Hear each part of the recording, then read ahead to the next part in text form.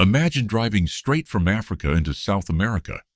No flights, no ships, just one enormous bridge stretching across the Atlantic Ocean. It sounds incredible, but in reality, it might be one of the worst mega-project ideas ever.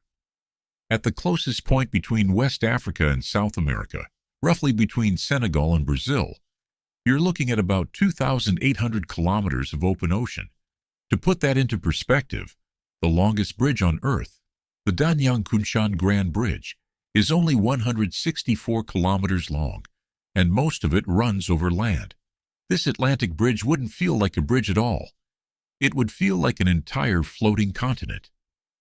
And distance is only the beginning.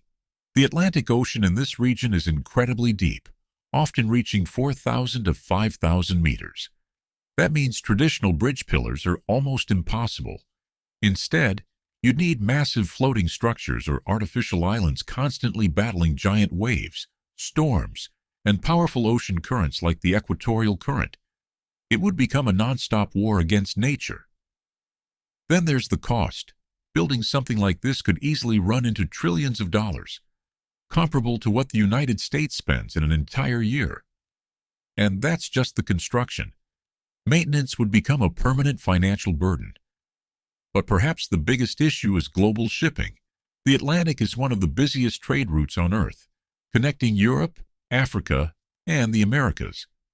A giant bridge across the ocean would either block major shipping lanes, or require thousands of openings, or impossibly high sections, to let ships pass.